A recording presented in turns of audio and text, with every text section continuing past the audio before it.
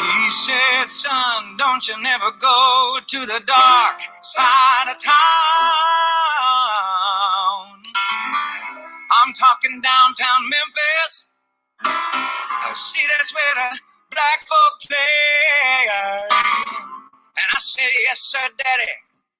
And then I snuck down anyway. She never was taught to read none. No, never taught to write. The only thing my daddy taught was a white should stay with white. But I heard it through the alleys. It floated on the breeze and burst out through the doorways, and it knocked me to my knees. It broke down all my senses and made me feel so. See, I was lost until I found the music of my soul. The music of my soul. Then one day my daddy died, and we laid him in his grave. And my mama, she cried and cried and cried and prayed that he'd be saved. But all I felt was pity, for he never understood. How could people be so bad and made me feel so good? It went right through my body and grabbed me by my heart. It shot up from my fingertips and tore me right apart. It broke down all my senses and made me feel so low. And I will love it till the day I die. The music of my soul. It broke down all my senses and made me feel so low. See, I was lost until I found. I was deaf until I heard. I'll make this world come around to the music of my soul. The music of my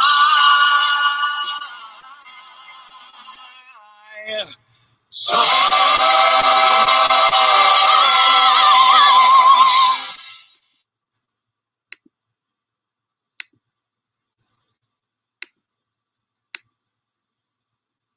Yo! What's cracking, my people? Welcome to yet another episode of ADQ'S Renaissance. I'm your host with the most, keeping 100 from coast to coast through God our boast. ADQ.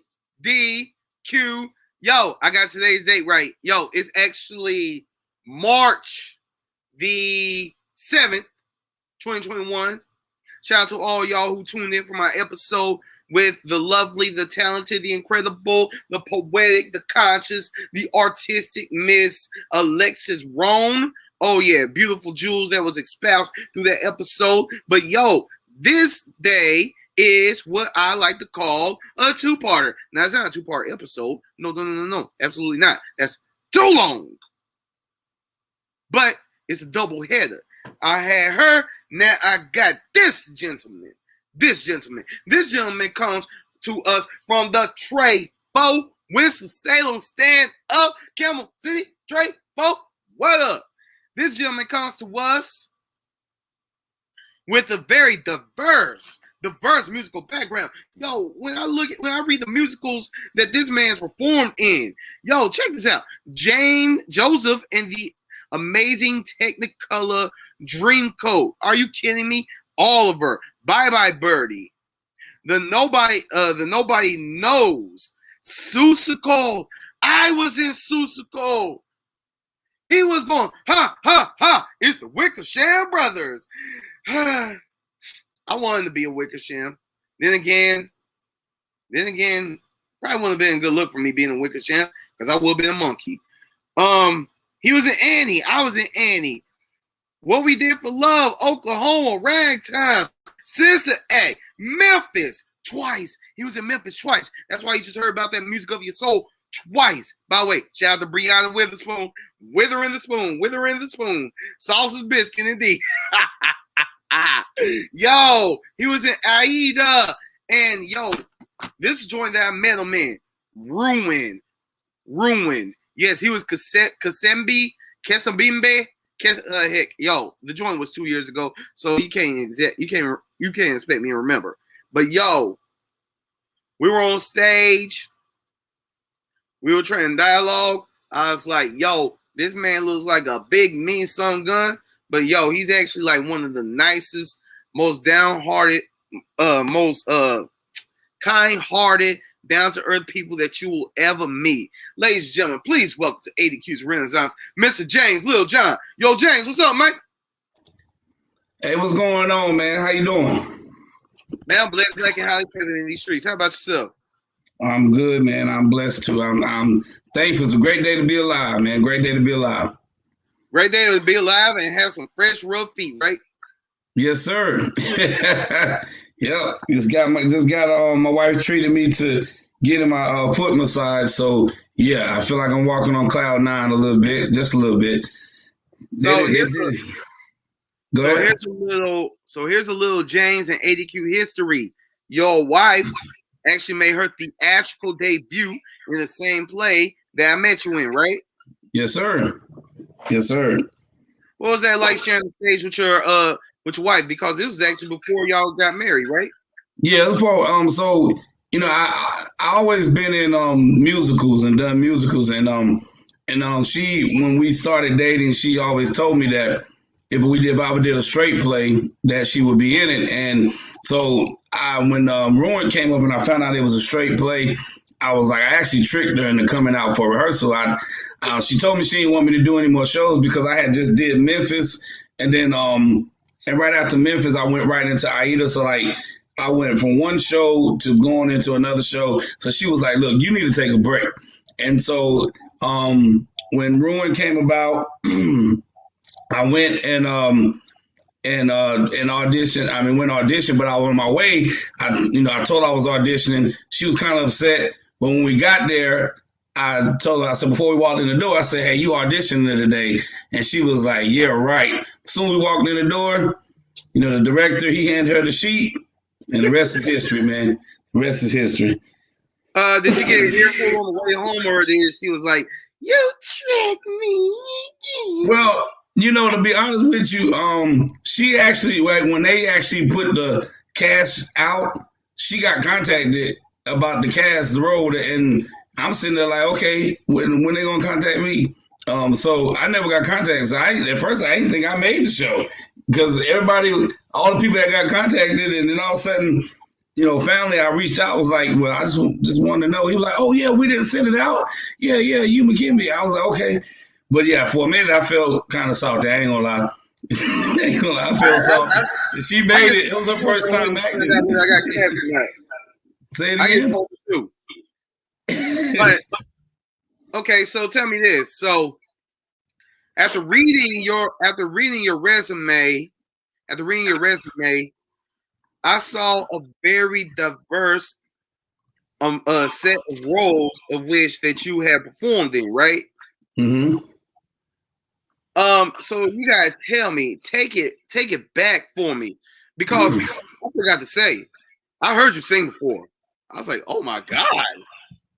I don't normally tell another man he got beautiful voice. I normally don't do that, but shit, hearing you sing was like hearing an angel sing, man. No homo. Where did this whole? I feel like your singing goes way back and it has allowed you to transition into the theatrical realms as an adult. Where did your singing originate from? Well, actually, man, I didn't know I could sing. When I was back when I was growing up, man, coming from 5th grade going over to 6th grade, everybody, was back then, band was really big, and I wanted to be in the band. And so when I went to band, I actually didn't really know, and I just picked the instrument and I picked the flute. Which when I first got in there, I was the only guy in the section that played the flute. And, you know, the band director tried to make me feel better and tell me, you know, the best flute player in the world is a man.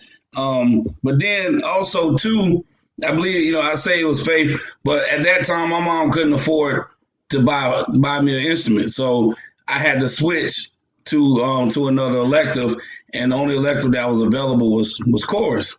And I went to chorus and never knew I could sing. I just went in there one day and the chorus director, Mr. Lee May, he asked me to sing something, and I sung it, and all the girls around me went crazy. And from that point on, everybody started telling me I could sing. I didn't know. They were like, he can sing, and that's, you know, my name kind of blew up a little bit around the school because of that. But I never knew I could sing. I just did what he asked me to do. So,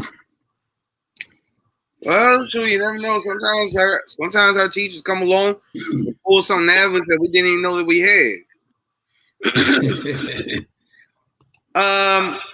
So tell me this. What was like the first play that you were ever in? Was it James and Technicolor Dreamcoat, or was it something else? So my first ever play when I was in high school, it was Joseph in an Amazing Color Dreamcoat. That was my sophomore year, and I actually got the chance to play. I want to believe it was, I can't remember the character's name now.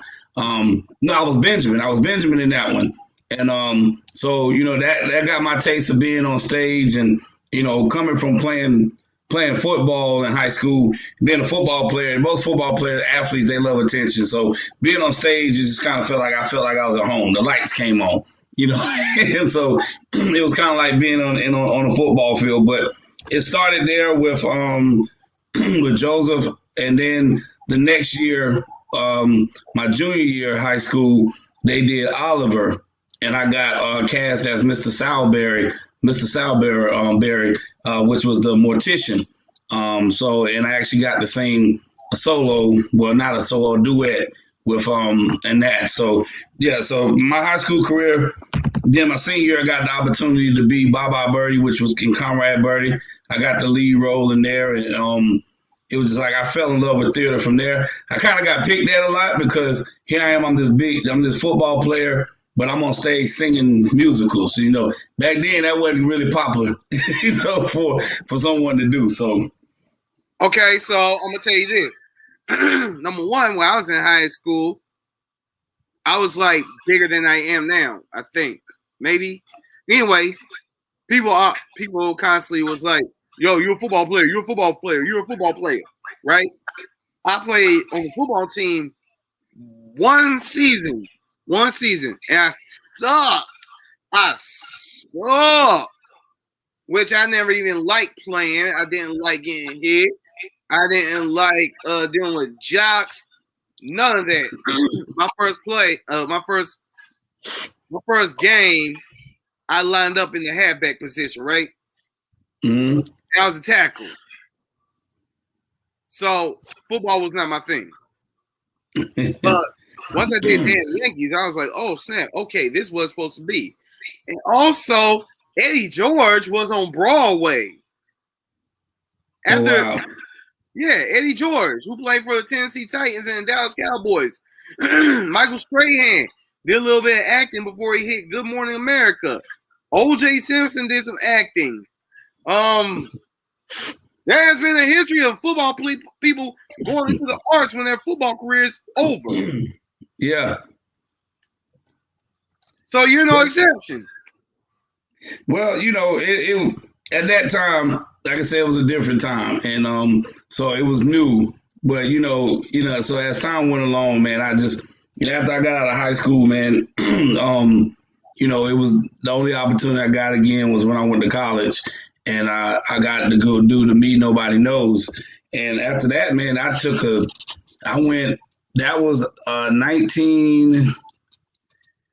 Shoot, that was I did the Me Nobody Knows in 1999, and then I didn't do another show or be on stage again until 2010.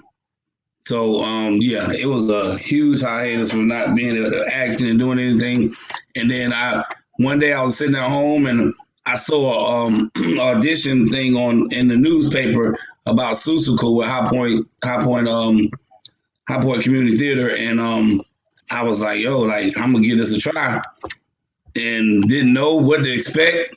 And I went to the audition. There was so many people there. It was a lot of people there, and I'm sitting there like, yo, like I don't know if I'm gonna make this show, but I did. I went up and sung, and the rest is history, man. And I've been back in the theater world ever since.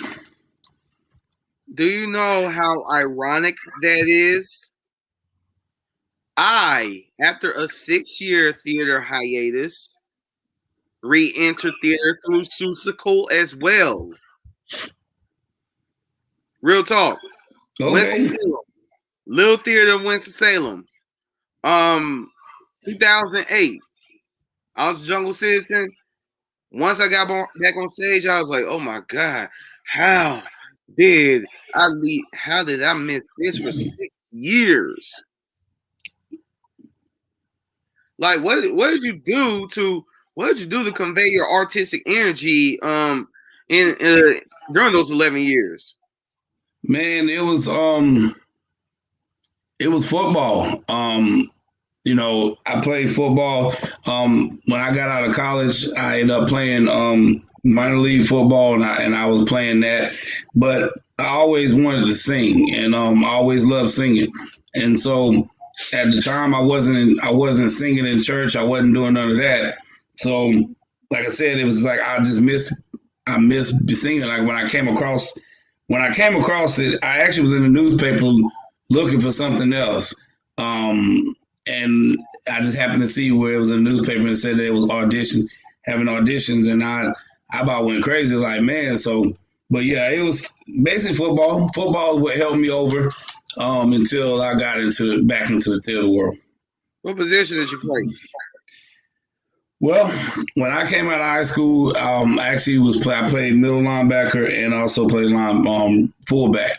So I actually went played on both sides of the ball, and I actually started on both sides of the ball. So, but yeah, so it was thing with me. I came out of high school. I had the GPA, had a 3.0 GPA, just couldn't pass the SAT.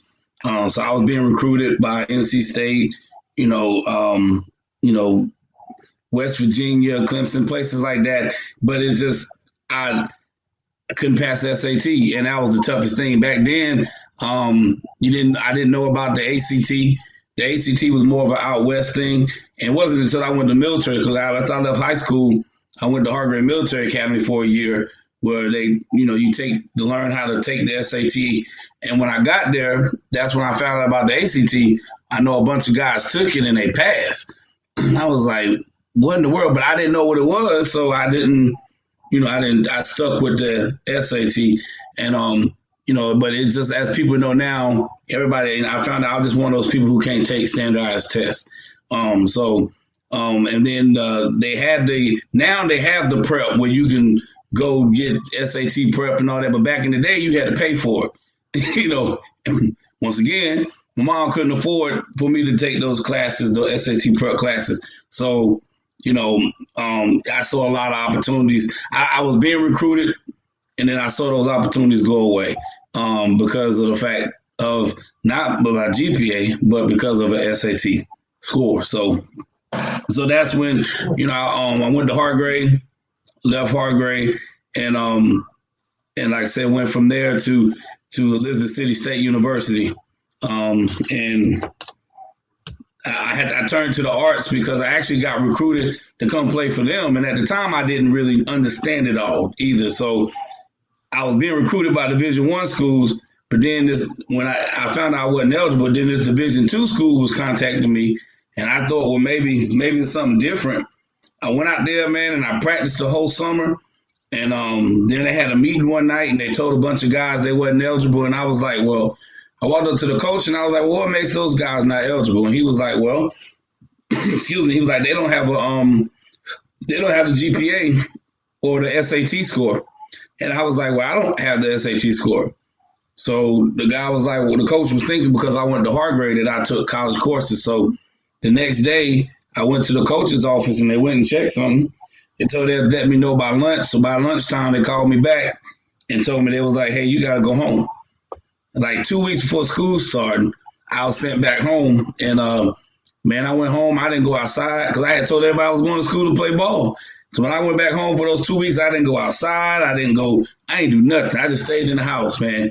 When I came back to campus, I was so depressed because I was like, it was the first time in my life I heard the crowd cheering in the stadium and I wasn't in it, you know. So that second semester, I was walking around campus and I saw on one of the information boards that it was they was doing a musical called The Meet Nobody Knows. I went and that was a piece. That was peace for me. That was peace for me. I guess they put God back in the spotlight. It's back in the lights. When you're a performer, no matter what medium that you're performing in, when you're from people doing your thing and stuff, that's what it is. Like me, I am not an athlete. Well, Mm-hmm. can I say that I'm an athlete? Because I did play basketball, football, and baseball growing up. On a basketball court, I'm going to challenge somebody. I'll be the short and round one, but I'm still going to challenge somebody. Anywho, Yeah, right. once I was at Gardner Webb. This was back when I was like 10 years old. I was part of a Pee Wee league that was like playing a short little scrimmage during halftime, right? Mm-hmm. Music was playing. I was at the free throw line, and I was just showing off because there was a crowd there watching. I remember, showing off while I was shooting the free throws. So no matter where you're at, if you're a performer and you like that spotlight, you're gonna gravitate to it. But yo, tell me about that show, The Me That Nobody Knows, because I never heard of it before.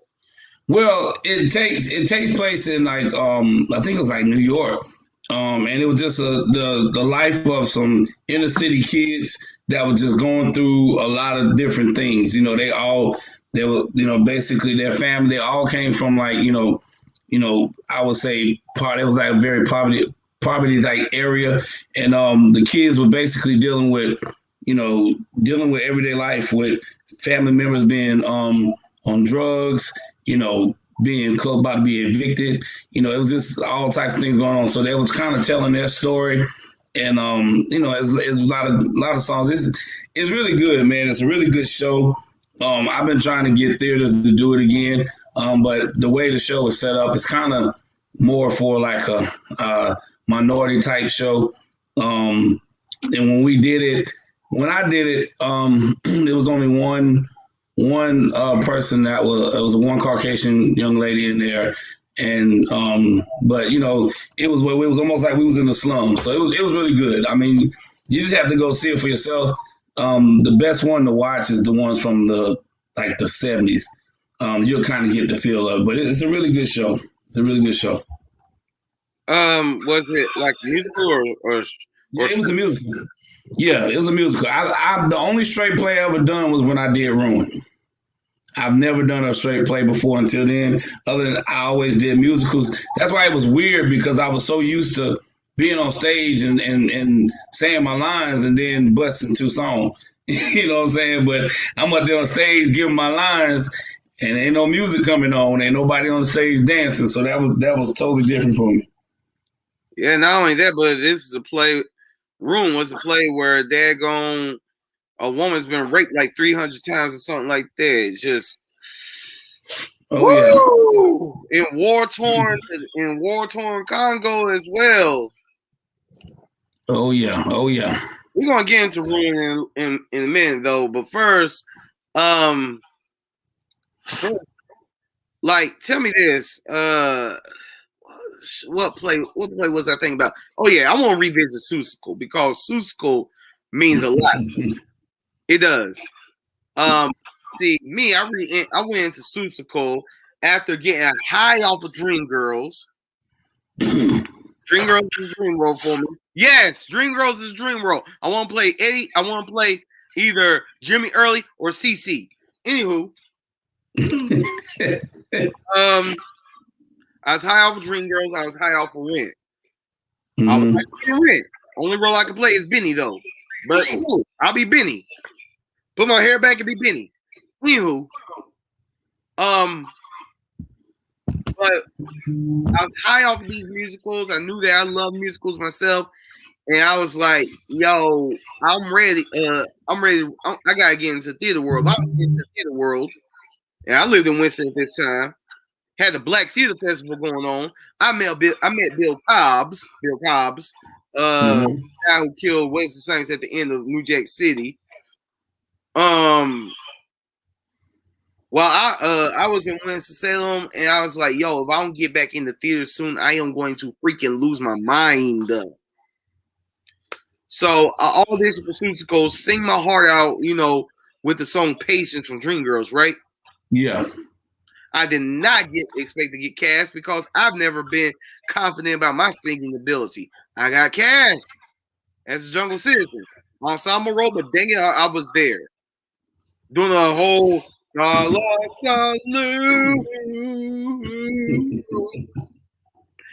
was there, So what else are we saying?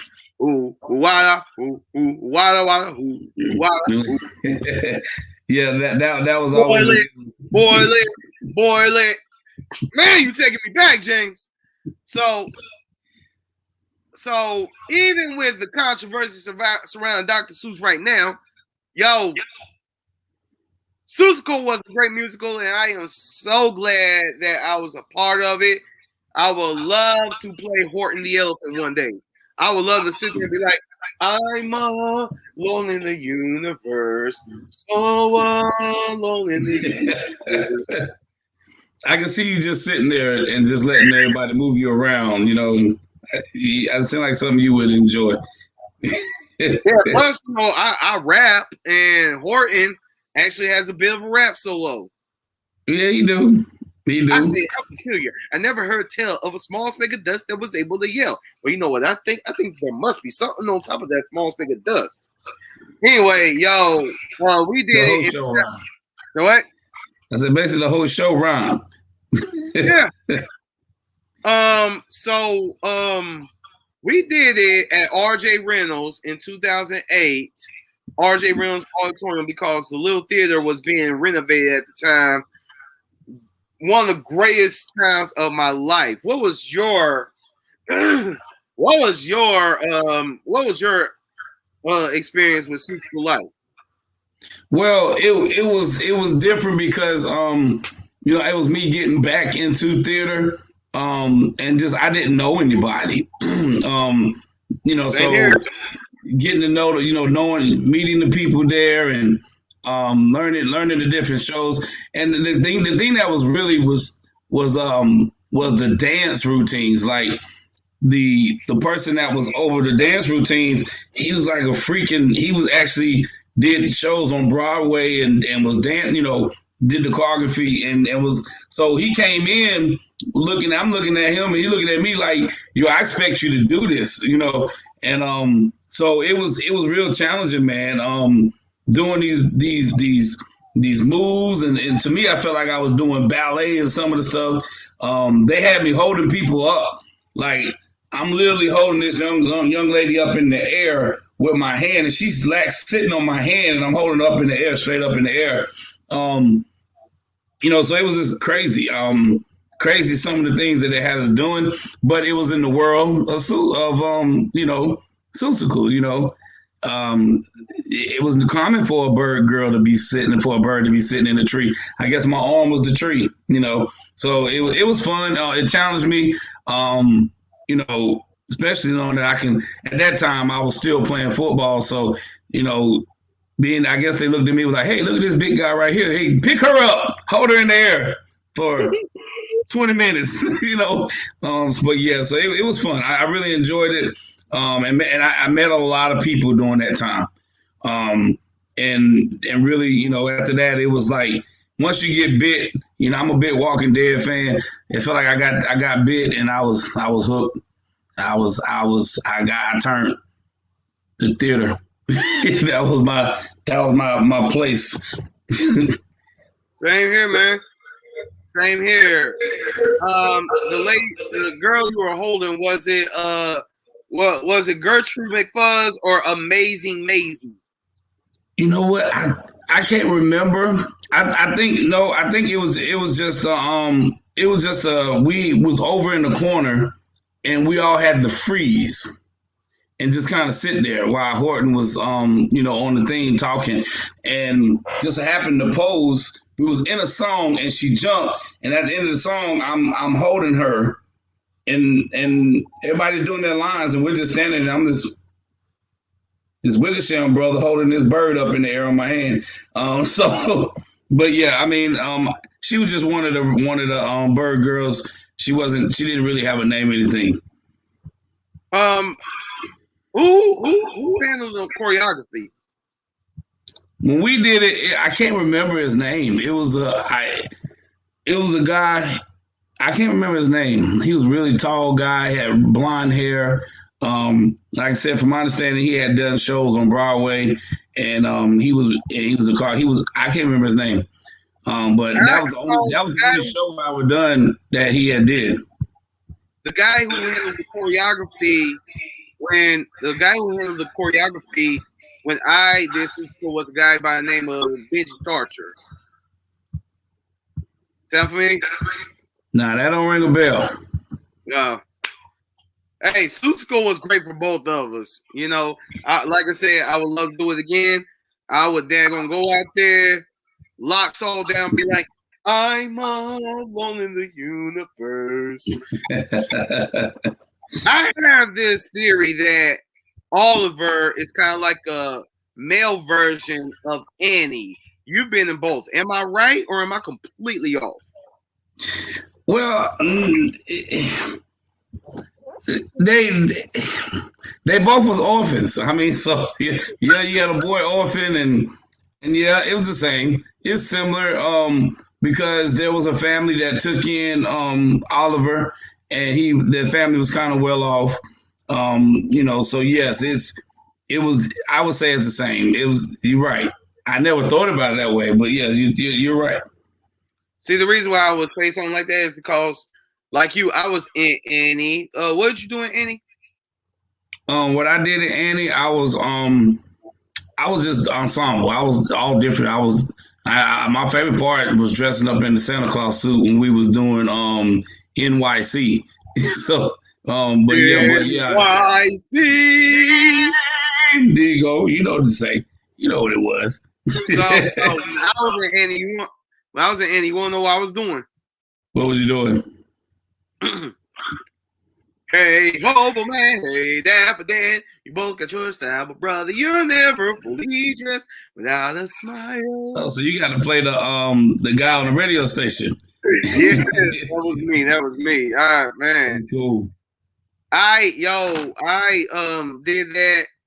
My throat was acting up. I was like taking cough drops like M&Ms. I knew my throat would be completely jacked up, but I took that, knocked back some water, went out there, did my thing, and I got great feedback for it. Awesome.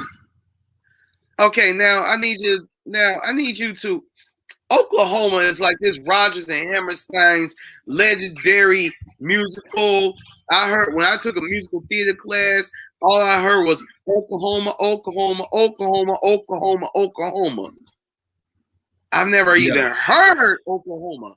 Please, James, tell me what you did in Oklahoma and explain the story of Oklahoma to me, please.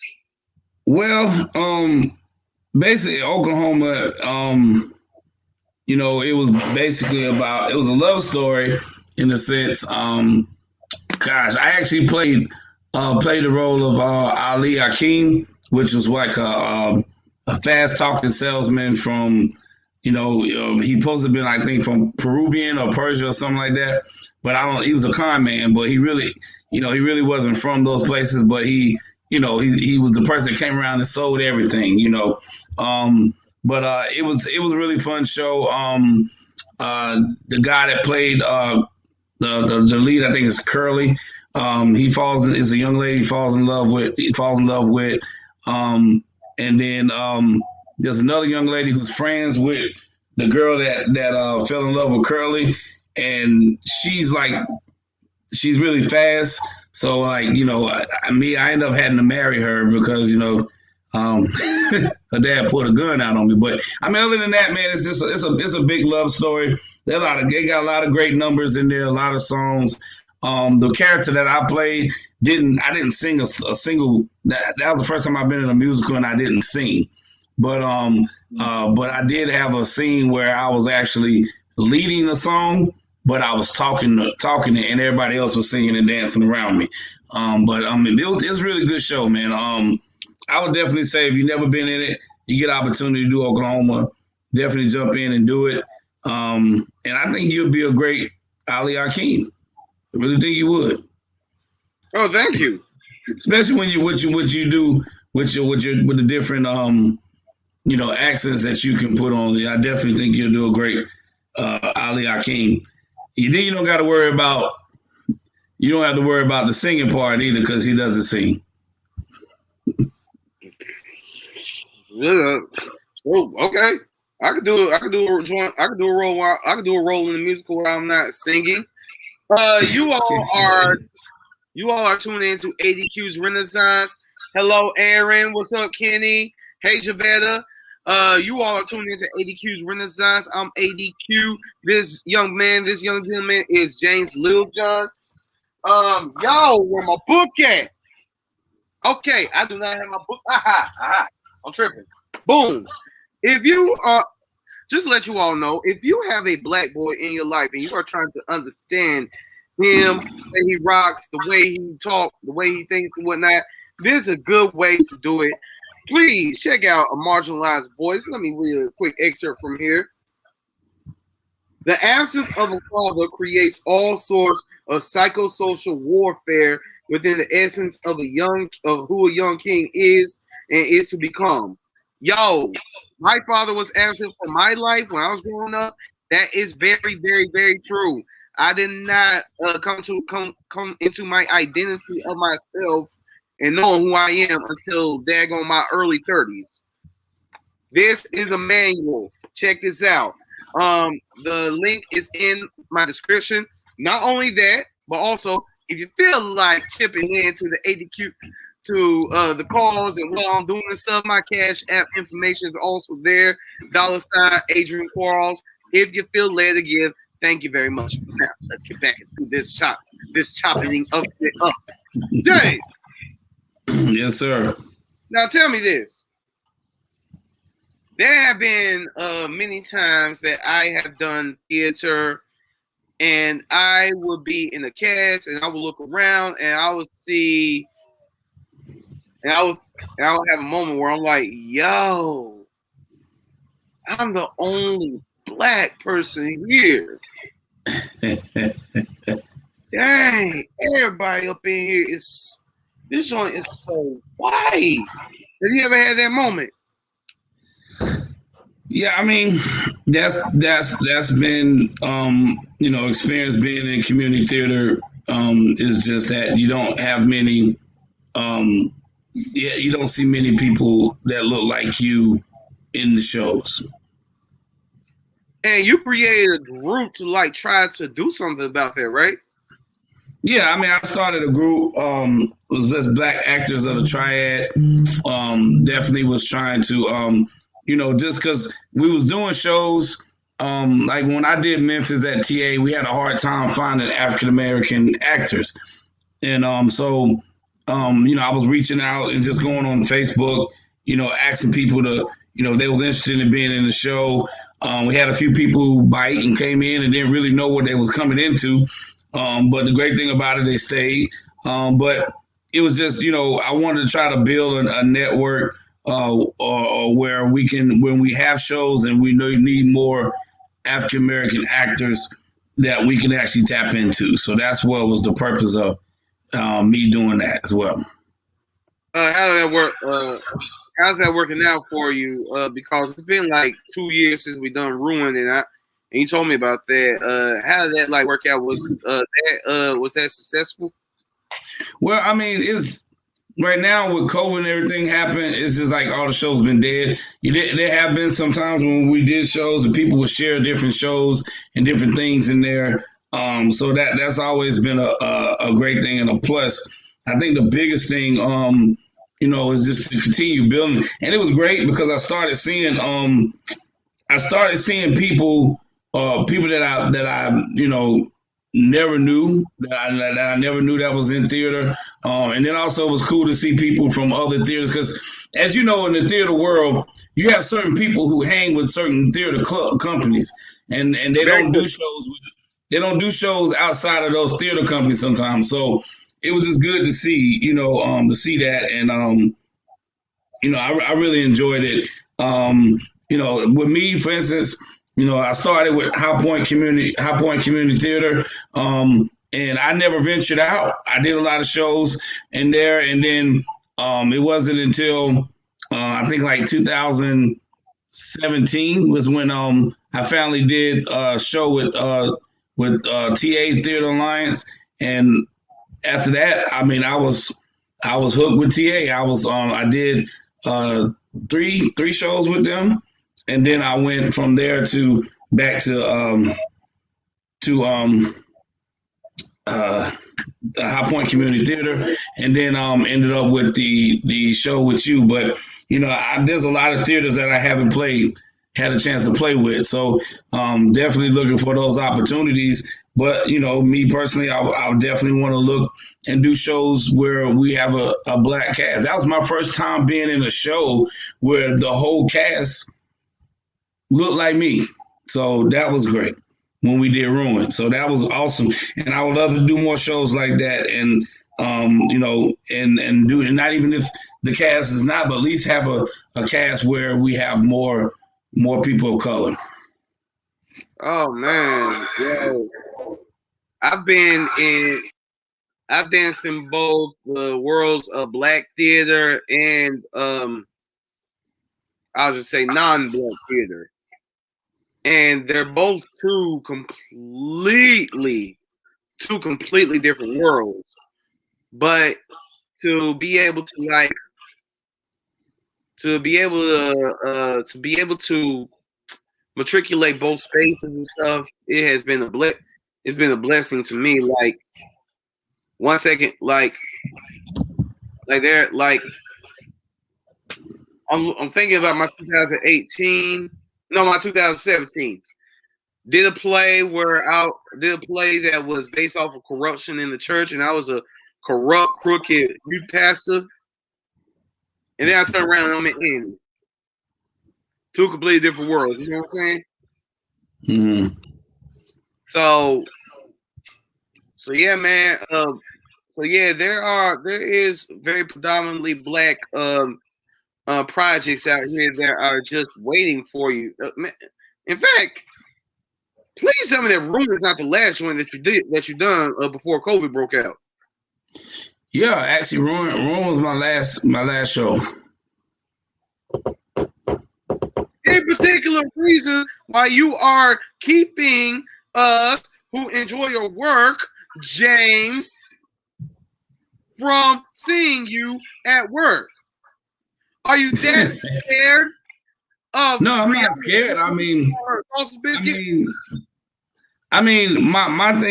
thing is that I love doing theater. I love being an ensemble, but for a long time I was doing a lot of shows where I was just ensemble, and so getting the principal role, I definitely, that's the things I aim for. I want to do. Just like when I got a chance to do Memphis, I fell in love with Del Rey, and so now it's like I would love to do Memphis again. But I want to be, I think I feel like I did my due diligence being ensemble, so I want to do more principal roles. And most of the shows that most theaters are doing right now, I would just be ensemble, and nothing against ensemble, nothing against it.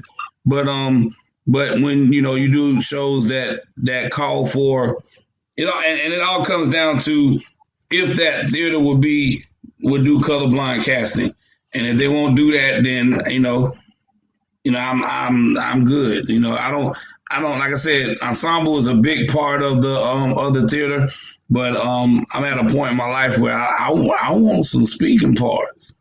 I want more than just two lines. So that's how I feel. Okay, so have you ever considered working with Stained Glass Playhouse there in Winston? You know what? I think I went to go audition for them. They was doing Sister Act, and I went to go audition, and I was just kind of hoping I could have got the part. But I was going out of town. For a week that was close to the time that they was going to be in tech, and the director wouldn't. She was like, no. So, but yeah, I didn't get cast for that show. But that's the only time. That's the only show that I've seen that I went to go audition with them.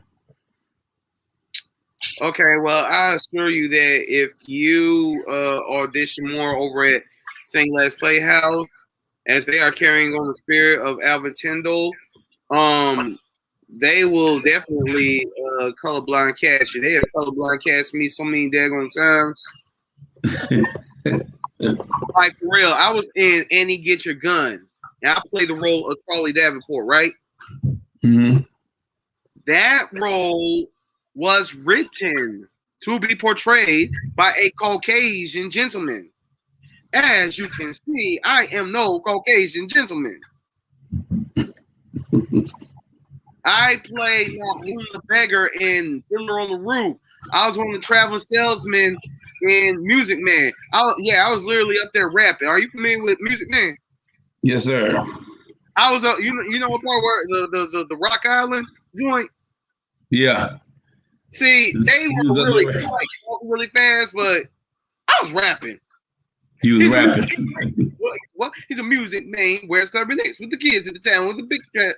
Daggone, I forget the word. Anyway, and also another thing that I did over at Stained Glass Playhouse. You see, Ruin wasn't my first time being trying to talk with an African accent on stage. Yeah, that was new. Trying to learn how to speak in African dialect. That was interesting. Yeah, that was like my third time doing that on stage. In Ruin, I was also got in a Raisin in the Sun. Let's talk about Ruin. First of all, what was it like for you, a guy who have done, from what you said, a whole bunch of bit parts, a bunch of ensemble parts rather, in musicals, to a principal role in a straight play? What was that transition like? Well, I mean, like I said, I told you before, the biggest thing was I was used to performing and then, after saying a few lines, breaking out into dance or into song. But it was different because it was more focused on, it was more telling the story, and every show was telling the story, but now you don't have the big dance numbers that come along with it. But it was an adjustment. Like I said, it just felt weird a lot of times being on stage, especially when I had the line where I had to stand there and do dialogue out to the crowd. In a musical, that would have turned into a song really quick, So, but other than that, I mean, it was great. I met a lot of great people, a lot of great actors. Even the ones that kept trying to kiss my fiance for real on stage, but I ain't gonna say their name. But but huh? That owl in your throat. That who? But anyway, but yeah, but yeah. Other than that, I mean, it was great. I mean, Ruin was, I never heard of the show before, and to learn about it and just to be in it, and some of those scenes, man, it was like you can really get lost in that scene. when you hear some of those stories and the ladies were sharing what they've been through. So and so it was awesome. Just even hearing my wife. She's my wife now, but hearing her when she used to practice her lines at home, and I'd be listening to her, and I used to be like, God, like, man, like the things those women been through, about to be raped, and women telling their stories about how soldiers killed their baby, and then raped them, and I mean, so it's just like, it's a great show. I know me saying that, but like, how's that a great show? But it's powerful, and so to be able to come see this, to see that, if you ever someone's doing Ruin again, definitely get out there to come see it, because it tells an amazing story, So, one amazing story that he just told about Mike allegedly trying to kiss your fiance. Let me tell you this. First of all, go ahead, tell your side of the story. First of all, when I saw you and her and realized that y'all were a couple, not only a couple, but fiancés, finna like tie the knot and stuff, and I was cast as Harari, and it became apparent to me that Harari had what was Cassandra's character's name? You know what? I can't remember her character name right now. Anyway, when I saw you, your big muscular self, your football player self, and I was like, hold up, so she's gonna be sitting on me? And that's what I say. I was like, Mike, you trying to get me killed, ain't you? That will freaking kill me. You made it. What? I said you made it. Actually, so you seem to be more cool with it than I was.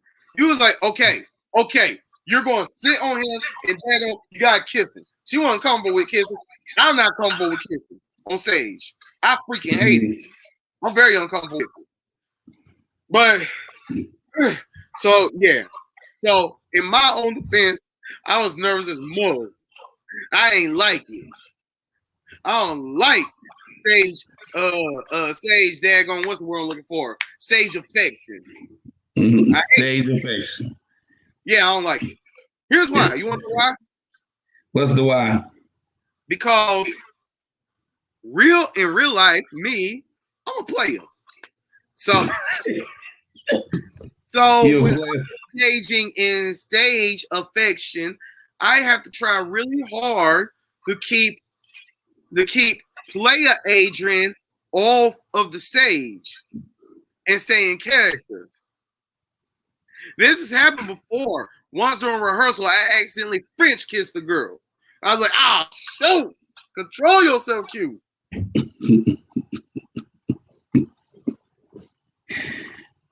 That's my side of the story. I'm sticking to it. That's your side. It was an accident, huh? It was an accident. It's okay. She went open mouth on me, I was like, I didn't know he was going to go open mouth on me. Yeah, and the things that happen in theater, man, a lot of people really wouldn't. The things that happens in theater, like, I mean, to really do a show, people don't realize what happens when you step off stage. Like, when you step off stage, it is a zoo. You got people running around changing clothes, changing outfits real quick. You got people running because they about to miss their entrance, and because they was down there trying to get dressed. And I mean, it's just a lot going on. And all the people in the crowd, they get a great show. But man, that backstage, you got to be a trooper. I don't see people fall, get hurt, break something, and I mean, you hear all these stories, man, and it's people get hurt, people running, and they run into each other because they don't see them coming around the corner, and so yeah, I mean, you got to be theater strong. Theater strong. That's High Point Community Theater has a shirt. It says theater strong, because I mean, it's real. Like, even setting, putting a set together. If I don't know, being High Point Community Theater, they did their shows at High Point Theater, So when we're moving the set in and you're putting everything together, the cast is helping. Hey, splinters, all types of things, man. You get hurt. So you got to be theater strong. It ain't nothing. It ain't for the weak. I put it that way. But man, I miss it so much. I miss it. Oh yeah, it's coming back. It's coming back. It's starting to open up. I mean, TA look like they never stop. So TA's still going. With the Governor Cooper opening things back up, putting more people to be. I think you can have up to 250 people indoors now. That's going to give up opportunities for people the theater to get back. That's just 250 that's in the audience. So that doesn't include, the people that's actually performing. So that's going to open some doors back to where people, we'll start getting more theaters opening back up and getting out there. So, man, let me tell you this. I'm going to tell you what I think about one theater company, and I want you to tell me about another one. Okay? If Jamie Lawson ever sees this, shout out to him. The way he runs Theater Alliance, like nothing stopping him from banging out shows on a consistent basis, independent style from the Theater Alliance. Like all of the life that goes on in that little building, you know what I'm saying? And I had indulged in some of the scene changes when I was in back to the 80s over at the Theater Alliance. Yo, the way Jamie Lawson runs Theater Alliance and the way he's kept it going and whatnot, kept it strong for all these years, I tip my hat to him. I've never worked with High Point Community Theater before though. What's High Point Community Theater like? Well, you got to come check it out for yourself, man. I started doing shows with High Point Community Theater, back in 2010, 2012, I became a part of the board. But I mean, it's an awesome place. I can tell you that each and every board member works hard to put on shows to help bring in the best shows possible. We probably have one of the biggest stages. They have one of the biggest stages in community theater right now that you can get on at all of the other theaters. So if you want to, I remember being in Annie and we packed the house. I mean, we had people all. And I don't know if you ever been to High Point Theater before, but we had people all up in the balcony. It was packed, so they put on a lot of great shows, a lot of great quality shows, but you gotta I can't explain it because you gotta definitely come be a part of it for yourself to feel it. But once you get over there with High Point, we'll get over there with HPCT, it's almost like you always want to go back. They do things fair. I can tell you this, they do things fairly. They don't do the favoritism thing when it comes to getting directors. They actually interview their directors, people who that want to come in and do a show. They actually interview them. They interview everybody, and they have to tell the board what do their artistic view of how they want to do the show. And then we also have board members that come in doing auditions to make sure that the directors are casting people, based off of their talent and not just, because this person, I know them, and they already say them, trying to cast people, trying to pre-cast people because they know they're going to be in this show. So, but yeah, they do a lot of work. I actually take my hat off to them because every last one of them, from the president to the last person at the bottom of the list, they do an amazing job to really keep that theater going and making sure that every show is the best show you see.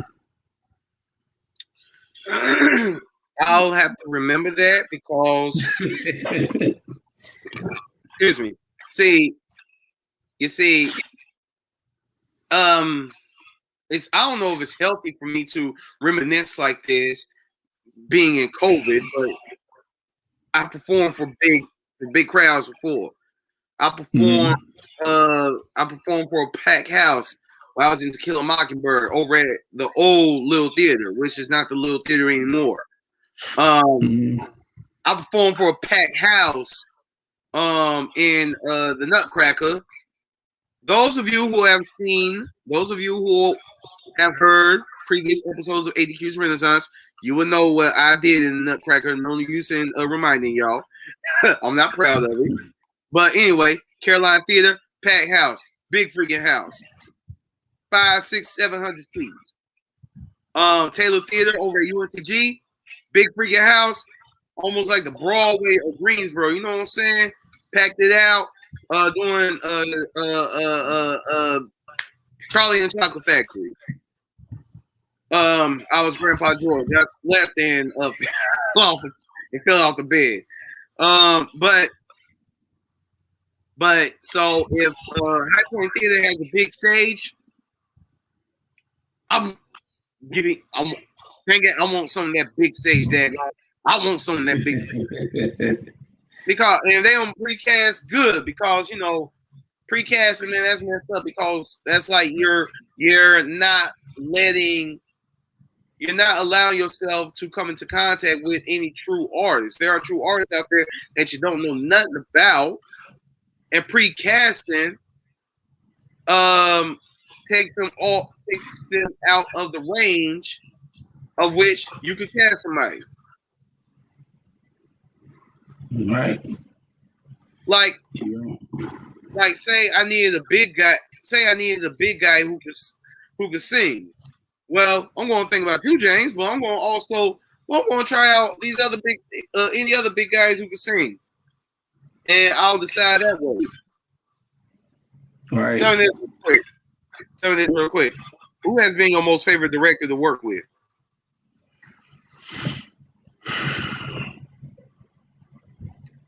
It'd have to be Jamie. I think the reason why I say him is because he allowed you to create the character yourself. It wasn't more of telling you how you should do this. It was he may have told you with a lineup, but how you brought that character to life, he allowed the freedom to do so. So even down to just playing the ensemble role, allowing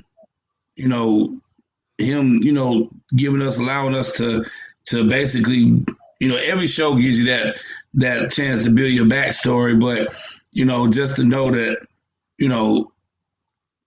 he was just very like open to what you wanted to do and how you made your character great. So Jamie's like that. I'm gonna tell you who was my most favorite. I'm gonna tell you who was my most favorite director that I've ever worked with. Me. Yeah. That's who my most favorite director was to work with. Me. When I did Time. Right. Of course, you're gonna feel like you feel great working with yourself. Actually, I'm gonna tell you, directing yourself is very hard because you don't have anybody who could like tell you when you need to get this right or do this right or whatever. So directing yourself is hard, man. Now let's hit the pause button on theater, because while theater is a big part of who you are, that's not all of who you are. Theater, football, but also you're a motivational speaker, right? Yeah, I am. I've always had trouble differentiating between a motivational speaker and a preacher. What does a motivational speaker do? Like, go to multiple different places and pep people up and have them ready to like climb a mountain or something. Tell me, what does a motivational speaker basically do, and what has been like your most challenging? What has been like your most challenging, person to try and motivate? I mean, basically, I believe every person that's a motivational speaker was called to be a pastor or a minister, but doesn't mean that they was called to run a church or anything like that. But I mean, me personally, I just love encouraging people. I love, telling people they can do it, that anything they can set their mind to, is possible. If you can imagine it, you can have it. One of my favorite sayings is from Albert Einstein. He says, "Imagination is everything. It is the common attractions of your imagination. Basically, the common attractions of the world's finest things." So basically, everything you think about it, everything that you see right now in life, somebody imagined it, and now it's here. So a lot of times, even when when you talk to people about things, it's hard not to. For me, it's not to talk about God or bring up the Bible and things like that, because it kind of goes together. But just finding stories and things to relate to people, and help them in whatever situation what they're in. Because a lot of times, a lot of people, everybody have dreams. One of my biggest things is telling people it's time to dream again. And everybody has a dream, but they don't follow their dream because of fear and because of doubt. They're wondering if they're going to make it, or they're worried about what other people are going to think if it don't happen. And so you got to push. The people need that extra push to know, like, hey, if you can imagine, you can have it. And God, when He gave you that imagination, He, I tell people that all the time. I don't know. Are you familiar with the story in the Bible about the Tower of Babel? It's okay if you're not. Godspell, I should be, but I know that they were speaking unknown languages. But please. So with the Tower of Babel, what happened was they came together and they said, "Hey, we're going to build a tower all the way up to the heavens." So they started building this tower, and they was building. God looked down and He was like, "Hey, there's nothing that they can't do when they're together." So what He did, He came down and changed their language so that they wouldn't understand each other. And so, because He knew if they would have built that tower up into the heavens, eventually they would have got up there and the oxygen up there is low, so they would have died. So He actually did it to protect them. But even though He changed their language, He didn't take away their imagination. And so that's why it's great to imagine, because who you are in your imagination is who you supposed to be. And that's what I tell people all the time, is that who you are in your imagination, that's who you're supposed to be. So if you're not doing the things to bring that what's in here out, you're doing a disjustice to the world, because there's people out there waiting for you to step into who you are called to be and what you're supposed to be. And they won't know until you show up. But if you don't do it, you could have been that person that could have been there to help save someone's life, or you could have been that person that stepped in, encouraged somebody to write a book, or encourage somebody to do something else, to do something great, or but if you're not stepping into your purpose, what happens is you die full, and I remember people always say, well, I want to die empty, and I never understood what they're talking about. But when you die, you don't want to die with regret. You don't want to be on your final days thinking about what I could have, would have, should have did. So, but it's never too late to start. It's never too late to go after your dreams. It's never too late to imagine and use that imagination to create, because God would have never gave you that imagination if He wasn't expecting for you to use it. Because, like I said, the real you is in your imagination. And the only thing that can stop you is something called, it's a 4-letter word called fear. And if you really think about it, fear don't exist. Fear is a taught behavior. Ooh. Fear is a taught behavior. If you look at a little kid when they're born, okay? Now I'm going to show you how fear is not in us, how it's put in us. You take a baby that just now started to walk, and you put a baby out on the top of a table, that baby will run and walk back and forth across that table, right? But the minute they about to step to the edge, what you gonna do? You're gonna jump up, you're gonna make some type of noise, you're gonna freak out and try to stop this baby, right? Right. And what it's gonna do? The minute you did that, you do that, you just basically imprinted fear in that child. Because there's no fear. They walk towards the steps. The only one afraid is us, because we know what the outcome's going to be. If they keep going those steps, they're going to fall.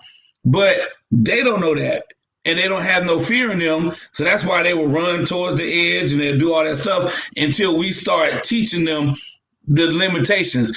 Every limitation that you have in your mind right now, every limitation that people are dealing with, is all limitations that people have told them or have put in them to think that they're not capable of doing something. Think about it. I don't know, I got people out there who got family members who told them, oh, you just like your daddy, or you just like this person, or you'll never make it, or you'll never amount to nothing. If you hear that a lot, eventually people going to start believing it. Because especially when things don't happen, they're going to be like, you know what? Well, they did tell me, it ain't happening. So, this is the reason why. But that just start, all it does is put limitations in here.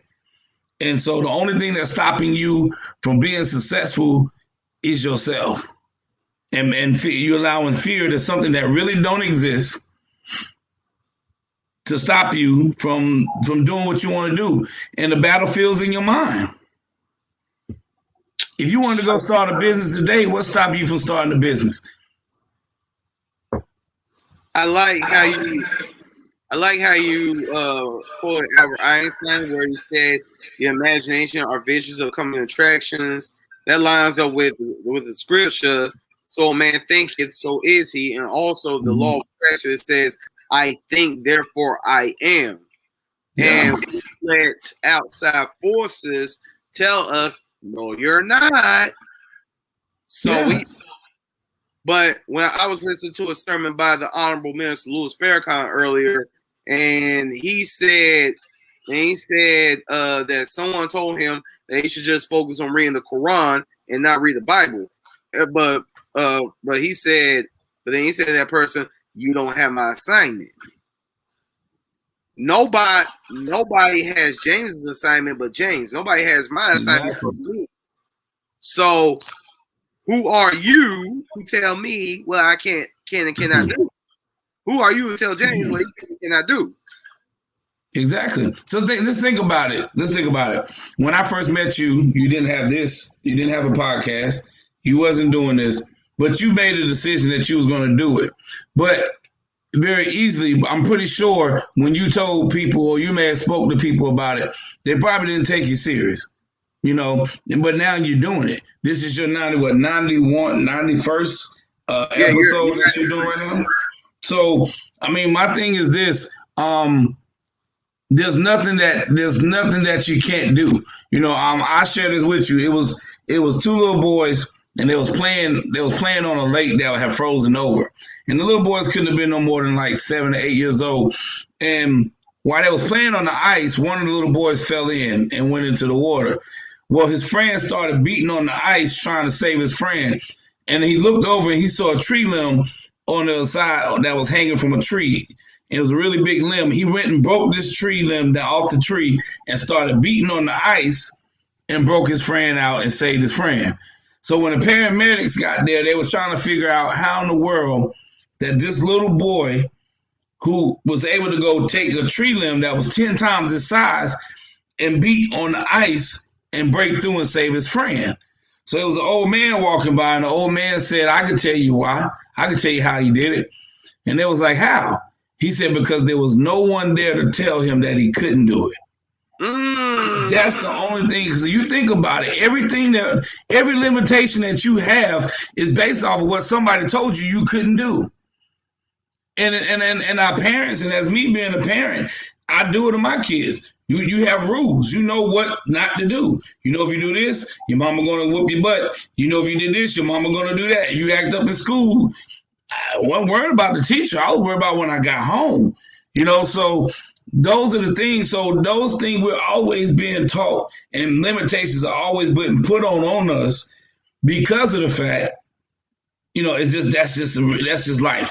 People going to put their, and then also too, you got to be careful. People will try to put their limitations on you because of the fact that something never good happened to them. So they don't want you to get your hopes up. Well, I'm let you know. I know you want to go buy that house, but don't get your hopes up. No, I'm gonna have high expectations because of the fact that I know that what I can do, and I know what God told me that I can have. So you speak it into existence, you bring it to pass. And if you can imagine it, you can have it. So if I see a house in here, now I got to figure out how I'm going to get that house from here out here. And so then once it manifests in the natural, now people, oh man, that's nice. Then it may be that one person to say, you know what, I remember you said you was going to get you a house. But all the other people, they laughed at it. Just think about it, man. People laugh and they always want to, but the thing about it is if you just stay focused, stay on the track, and you just keep speaking that thing every day, what your goals, what your dreams are. And then you're going to get discouraged. You're going to get discouraged. You're going to come and run into situations where you're going to be doubtful, wondering, when I was doing the thing, I remember I was wanting to start a school, and I opened up a school, and the people was like, you starting a school? And I was like, yeah. They were like, really, a school? I'm like, yeah. Why not? Why not? That's something I wanted to do. I wanted to help young men who was in the same situation as me, who had the SAT score, had the ACT score, but couldn't pass the SAT, to give them the same opportunity I had, and so when I started this school, it was a lot of people. I remember a family member of mine, I asked him to help, and told me he couldn't do it. And then when I opened up the school, he pulled me over to his house one day and was like, he apologized to me. And I'm like, what you apologizing for? He said, I didn't believe you were going to do it. And that's the thing. He didn't believe I could do it. Go ahead. Two things. First of all, Carlos Radio, which I hope you get to do some work with. I hope I get to do some work with him. Great writer, great singer. He said absolutely have to plant them seeds, even if you never see who eats the fruit. So, this talented brother is on one accord with you. Hopefully, we all could do a play together one day. No, one day we can all do a play together. Hey, next thing, you got a whole school going on right now. Well, no, I had started a junior college program back in 2016. It was called the Littlejohn Sports Academy, and basically what it was, we helped young men who came out of high school who didn't have the SAT score, the ACT score, to be able to go play their college sport. What they can do, they can come to my program, and while they're working on their SAT, ACT score, they'll be playing college football against college JV teams and junior colleges. The first year, I was blessed to find a church. It was a church called the Church in God and Prophecy. They had a campground called Camp Maranatha that was over in High Point that sat on 69 acres of land. It had cabins that held up to 280 people. It had a full cafeteria, a chapel with 2 classrooms, and 2 ball fields, and a lake with paddle boats. Okay, and even though it was in High Point, if you didn't know where it was at, it just wasn't like you can just stumble upon it. And so I started this, and I started recruiting guys. I had guys coming from, Maryland, Michigan, South Carolina, North Carolina, just all the surrounding areas, Virginia, and they stayed on campus. And we played games and everything. And so, yeah, I did that in 2016. I did it again in 2018. And then I stepped away from it. So one of the big things, the issues we ran into was we ran into kids that really needed the help. Their parents couldn't afford the program.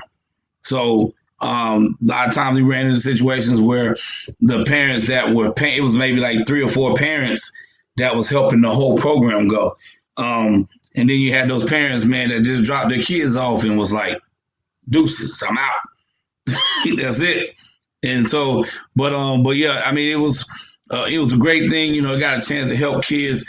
You know, I still got some relationship with some of those kids now, but the fact that, you know, here it is, this guy from Lexington, North Carolina, home of the barbecue, you know, deciding, hey, I want to start a school, you know, and a lot of great things happened during that time, man. I reached out to, you know, I just started reaching out to people. I reached out to the CEO of Hobby Lobby, and I wasn't expecting. I reached out to him about helping. He actually sent me a personal letter back, telling me that it was, you know, basically he couldn't help me. You know, that he had just did a big giveaway to some churches that was in Georgia at the time, and basically wasn't helping, but he commended me on what I was doing. Then also too, I reached out to High Point University, and that's when I learned real quick that it ain't about what you know, it's about who you know.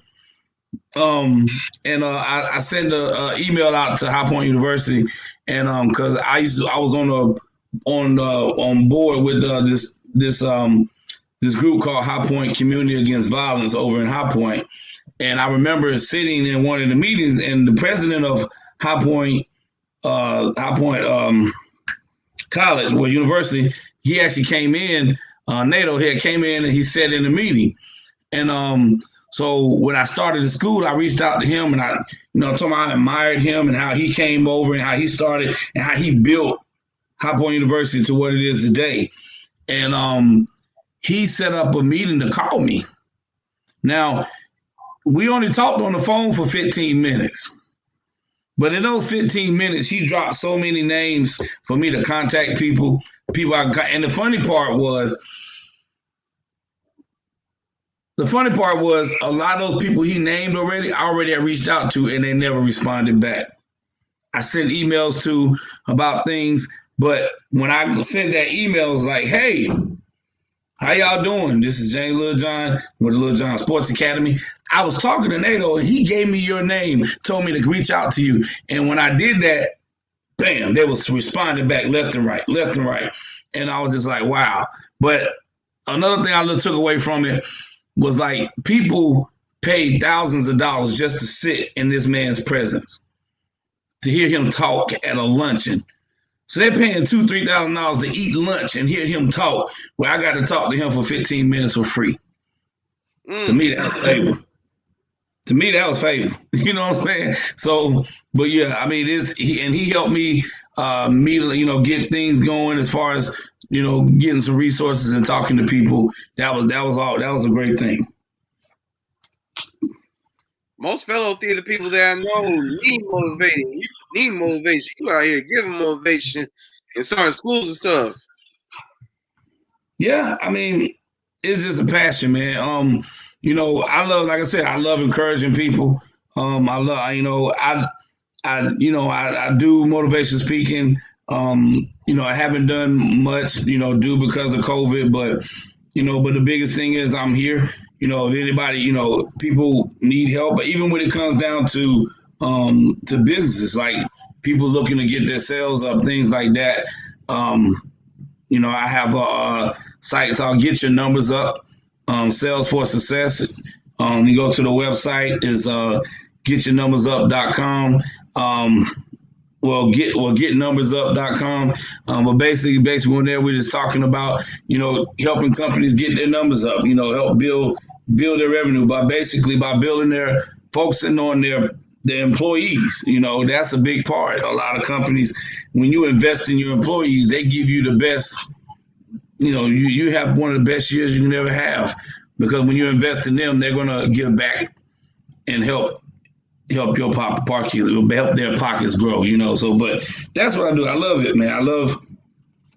I'm a coach for football. So I just love encouraging people and lifting people up. You coach a women's football team, right? Yeah. So right now I am the defensive coordinator for the Carolina Phoenix women's tackle football team. They're a professional football team here in North Carolina. We actually we play in what the league called the WFA, which is the Women's Football Alliance. Where if you go to their website, the website for For the WFA is WFAProFootball.com. And they have over 60 teams throughout the whole United States. So yeah, our first game is coming up May 1st. We're actually going to be playing in Kentucky against the Kentucky Lightning.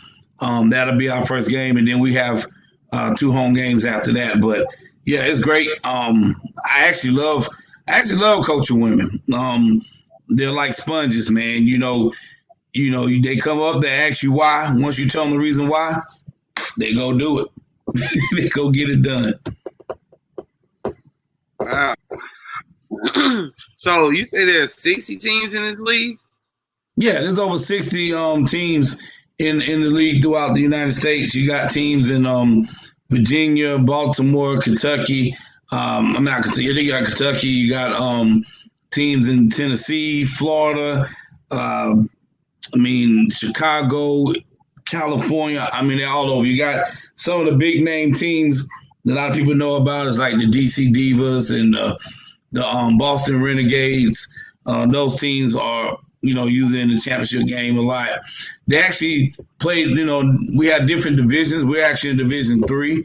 The Division 1 teams, their games are played on aired, and the championship games are aired on ESPN.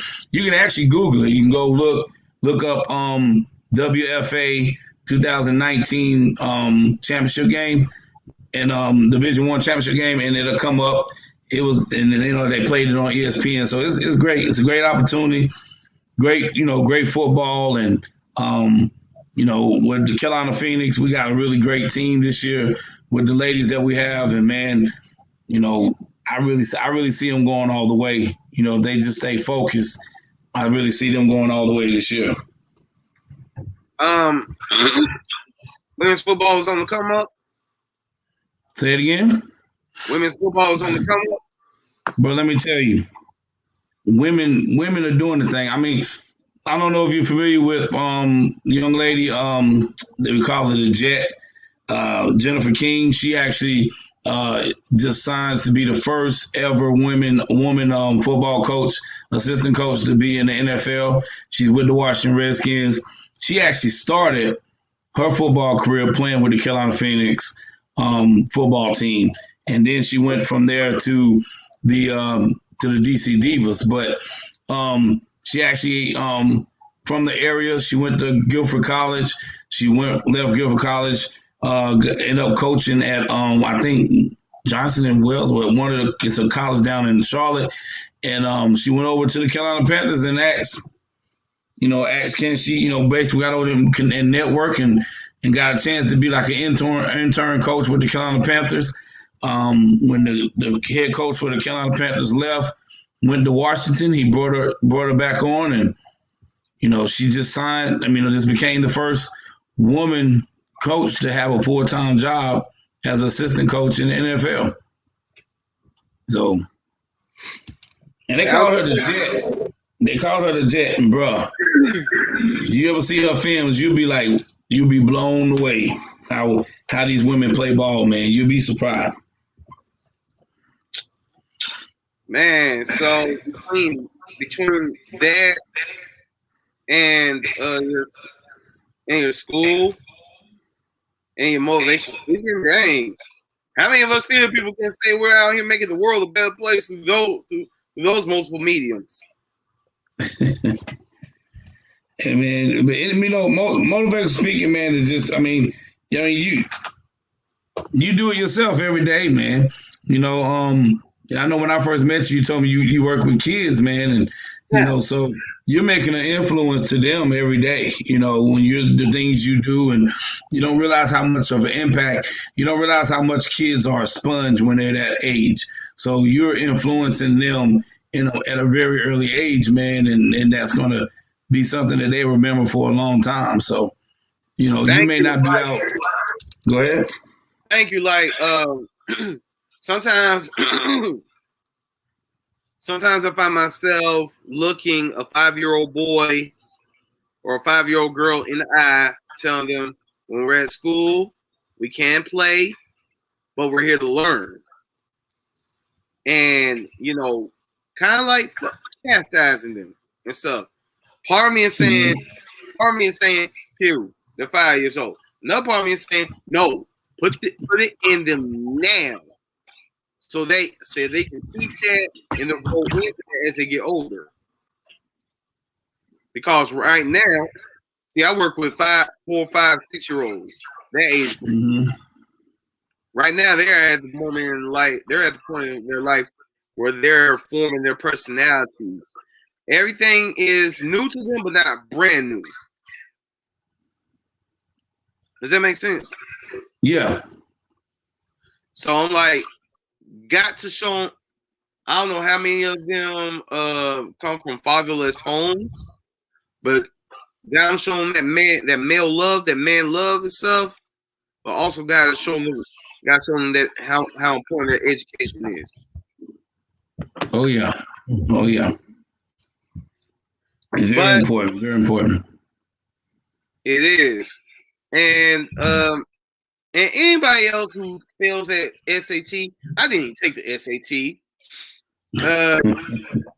I didn't. I hear that it's very culturally biased. So I wouldn't even sweat it.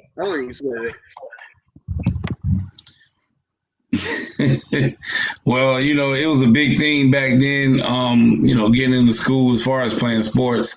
So, I think me personally, I feel like it hindered a lot more people than it helped. But now, way colleges are set up, kids are, the SAT and ACT is not even that well important as much as it was back then. So, but yeah, it's it's times are changing, and the biggest thing is everybody getting that opportunity to go to college, go to school to better themselves and do what they need to do. But at the same time, just because everybody have different routes, you don't have to.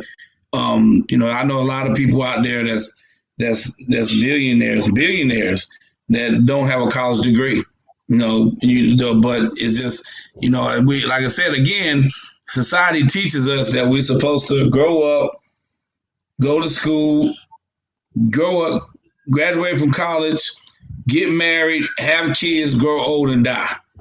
And that's basically it, but then the ones that you see having fun, you be sitting there like, oh my God, how they doing this? But they're just enjoying and living life. And so, take those chances, step out and have fun, step out and do something that's out of the norm. You know what I'm saying? Plan a trip and go. A lot of times people plan trips and never go. I really want to go to the Caribbean and I'm gonna go to Jamaica. No, go to a travel agent, put the down payment down, start making payments and go, and enjoy life, because right now, like I said, we're stuck. Society got us thinking. Grow up, go to school, get a degree, get married, have kids, buy the house, and then what? That's it. So we got to change the narrative and create your life. I'm a true believer that you can create your life to be whatever you want it to be. At any time, you can stop right now and say, you know what? I'm tired of living my life that way. I'm going to create a new way, and start living your life that way. That's the great thing about being a human being. At any time and at any moment, you can change course and set your life on another way. James, how much is your motivational speaking fees? Man, it basically depends. It depends on who I'm talking to and things like that. So if it's a company or it depends. But usually, if I'm doing something for a school, or some kids, it's free. I choose it. I choose for it to be free. But it all depends on what arena I'm in. It depends on what the cost can be.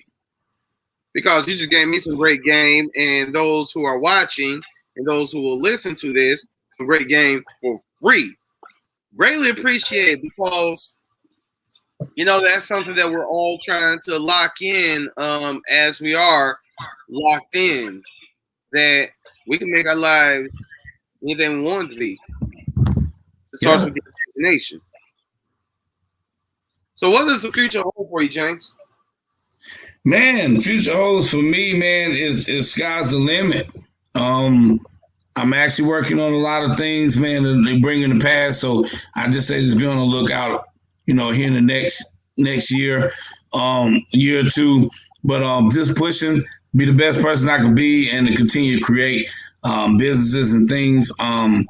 It's a lot of things up here, man, that I'm trying to get out. Trying to get out. So, but mainly, my focus is to continue working, with football and helping people as much as I can. Continue to providing for my family, man. Praying in 2 years I can build my wife a house. That's gonna be great. It's coming. 2 years, y'all. It may be sooner. You never know.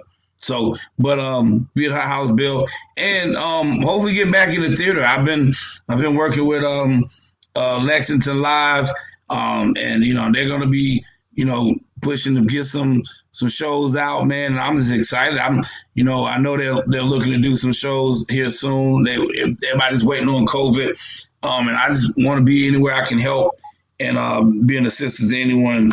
And if there's anybody out there that's looking for somebody or encouragement or hey, hit me up. You can go to my page. Me and my wife, we actually do a talk show, have our own thing called Real Talk with the Littlejohns. You can come tune into that. We got our page on here as well, and also just hit me up on Get Your Numbers Up page. You can reach me there. It's here on Facebook, and I'll be glad to talk to you and see what we can do to help you get where you need to be. So usually when I come to the end of the interview, I ask people, how can people connect with you and stuff? But you can repeat yourself when we get to the end, which we're getting there. What was I about to say? Daggone. Oh yeah. Here's another way, though, I would tell you that you're very inspiring as far as I'm concerned. See, I think our theater journeys are similar in a way. But sometimes while I'm sitting here, I'm like, yo, I wonder if my queen is out there. You found your queen. How old are you, Jim? Well, I found my wife.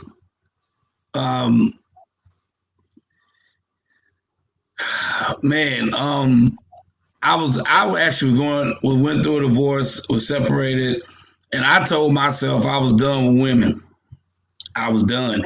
Right. What I went through, I just didn't want to be in another relationship. And when she came along during a time where I was telling her, like, look, I didn't want to do anything. I didn't want no woman to say that I had anything because of them, because of what I went through. And so when I met her, when we knew each other, we graduated together. And but I had a huge crush on her from when I was in school, when we was young, from like third grade. And I remember her in third grade. So when I told her that I had a crush on you in school. She was like, oh, that's what all the boys say. I said, but yeah, they can't trace it back to third grade. And she was like, whatever. So I was like, for real, like in third grade, you had 2 ponytails come here and one in the back. And we had around the time we was planning for our 20-year reunion.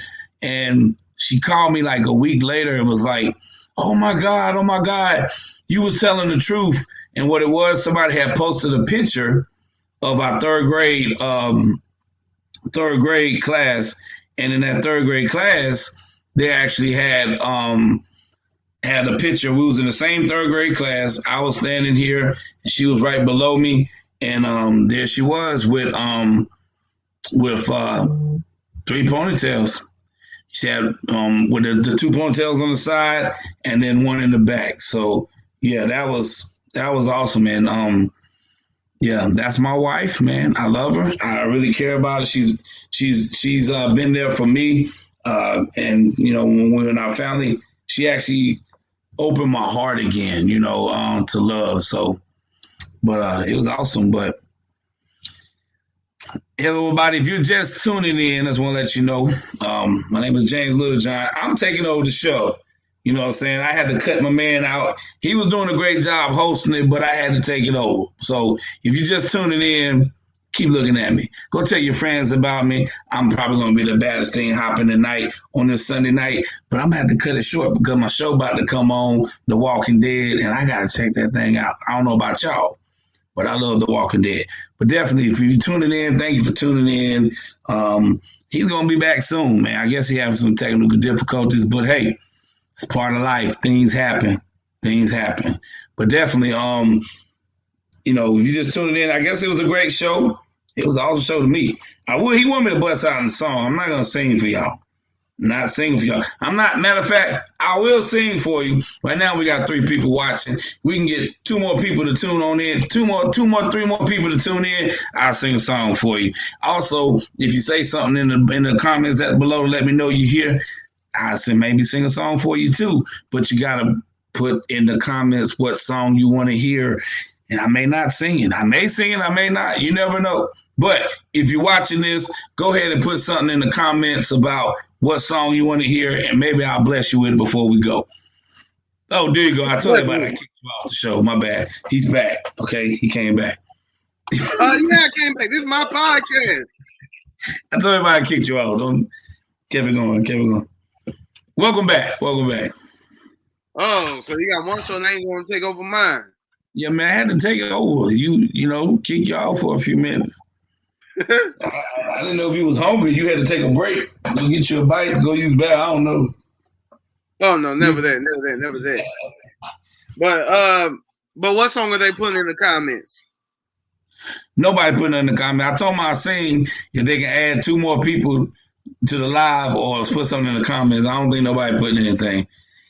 I ain't seen anything. You sound like you're ready to go watch Walking Dead. Yes, sir, man. My show come on at 9 o'clock. 9 o'clock. But you know what? It's such a beautiful story that you just said about your queen. So I am about to release you to go appreciate and embrace your queen and watch your Walking Dead show. But before I do,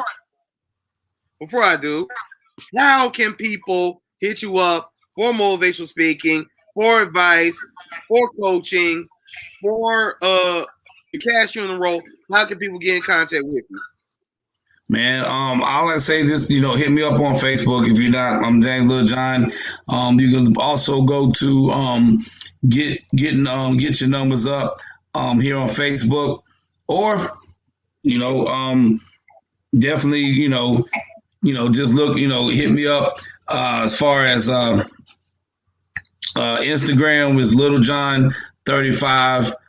26 on there as well, but definitely hit me up. You also can find me on Clubhouse if you are an iPhone user. I am on Clubhouse as well. You can come find me. We'll definitely chop it up. Also, too, I know you were going to ask me a question about finding your queen before we go, and I'm going to leave this with you. You ready? I'm ready. You ready? Don't tell me get here. Stop looking for love and allow love to find you, brother. That's all I got to say. Well done. It always comes when you least suspect it. It found me. And to all of James's people who are watching this, Brianna Witherspoon, if you're watching this, I promise he'll never call you a sauce. Oh, my bad. Biscuit, sausage biscuit. I know not to call her and say that to her ever again, but I was trying to make her smile. It was a very bad moment. I think I made it worse. It made me smile. I was actually trying to use a part from Coming to America. When he was talking to the girl, he was like, "I love the Lord, and I love the Lord, and if loving the Lord is wrong, I don't want to be right." I don't know. He was like, "Girl, you look so good. Make one put you on the plate and sock you up like a biscuit." And that's what I was trying to say. But I said she looked like a sausage biscuit, and oh my God, boy, she chewed me the slam out. I was just trying to say, you look so, huh? Have you recovered? I I was just trying to say you look so good. Maybe I want to put you on a plate and sock you up like a biscuit, but I said you look like a sauce biscuit. I told you like a sauce biscuit, man, and she chewed me out, boy. Oh my god. But yeah, that was one of the mistakes I would never do again. Brianna, you are no sausage biscuit. I say that because I don't eat pork. So, any of James' people who want to get in contact with me, my email is adq4christ@gmail.com. You can find me on Instagram at Dion Chocolate Guy 85. My Twitter is Avenue ADQ_85. You know, I was born in 1985. That's why I use 85 so much. Excuse me. If you have a black kid in your life, get this book. You need it. Real. It will help you understand us, especially us from fatherless homes.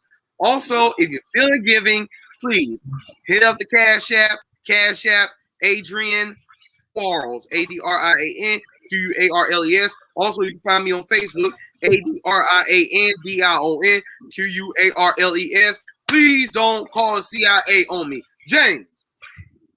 Yes, sir. Thank you, sir, for your time. Thank you for your testimony. Thank you for your motivation. Thank you for all that you do, for all that you do, for all the motivation that you give out, for your school, for what you do for the women and stuff, for everything, for the group, for how you're trying to pull us black artists together. You, sir, are a needed, loved, and necessary member of the Renaissance. Our people are better because of you, sir. I appreciate it, and thank you for allowing me to be on your show, man. It was an honor. Man, it was great having you, man. We gotta have you back. And you're freezing up. Let me know, man. Oh yeah, most definitely. Hey, me, you, Carlos, and Brianna, we gotta be in the musical together. We gotta get permission from Brianna if I could be in a musical with her. Just don't call us sausage biscuit and you'll be all right. You the one right, say, James, man. Hey, man, you living life, you walking life, and now go watch Walking Dead. Great talking to you, sir. All right, man. You have a good one, man. Thank you. You're talking, but I can't hear nothing you're saying. Dang, he just bounced. All right. So, my friends,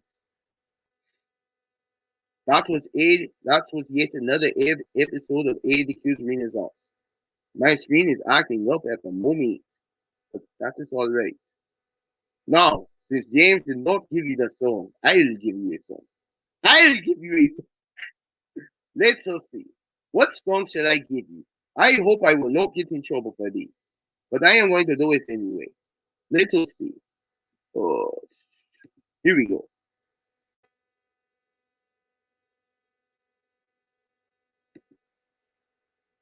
Let's see.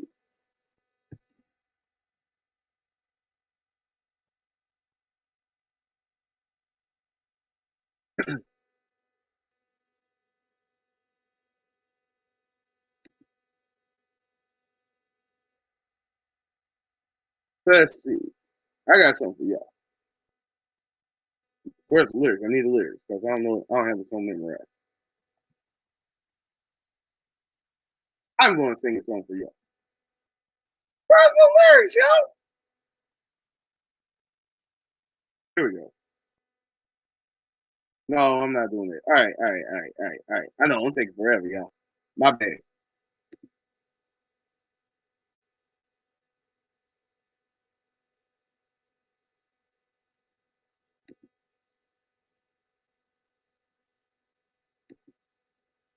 Please hurry up. Y'all still there in the chat? Y'all still there? All right, this is taking too long. You can hear on the podcast. I'm ADQ. Thank you all for tuning in to ADQ's Renaissance. Yo, my next guest will be at the moment I don't have anyone for this coming week. That might change. But next week, Justin Ross Hillard, Chris Veneris. I will be chopping up with them. It's going to be great. I'm ADQ. Thank you again. Thank you to James Littlejohn. Thank you to James. Thank you to Alexis Rome. Great chopping up with both of them. I'm ADQ. God bless. Peace.